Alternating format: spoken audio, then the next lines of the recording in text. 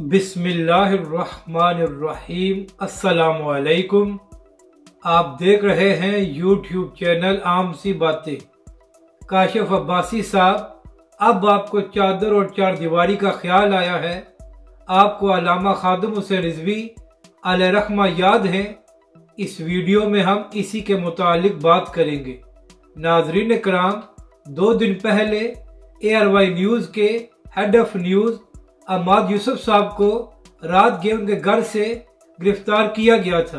तो कल काशिफ अब्बासी के प्रोग्राम में मारिया मेमन साहिबा, वसीम बदामी साहब और काशिफ अब्बासी कह रहे थे कि जिस तरह रात के अहमद यूसुफ के घर पर छापा मारा गया है, यह चादर और चार दीवारी की पामाली की गई है और इदारों को ऐसा नहीं करना चाहिए था।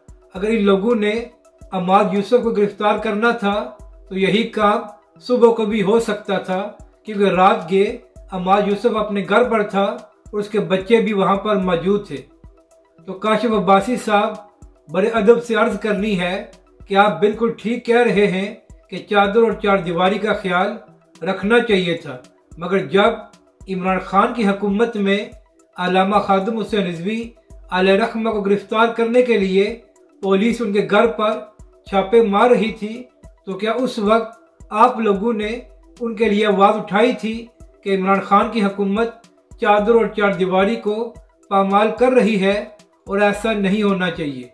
फिर जब अल्लामा साद हुसैन रिजवी को गिरफ्तार किया गया तो उसके बाद भी तहरीक लब्बैक पाकिस्तान के तमाम कायदीन के घरों पर रात गए तक छापे मारे गए।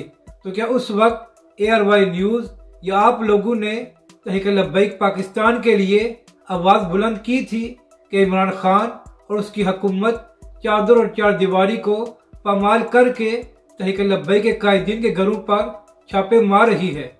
काशिफ अब्बासी साहब, उस वक्त तो आप इमरान खान साहब और उनकी हुकूमत को सपोर्ट कर रहे थे, तो अगर तहरीक लब्बैक के कायदीन के घरों पर छापे मारना ठीक था तो फिर अहमद यूसुफ के घर पर छापा मारना किस तरह गलत हो गया?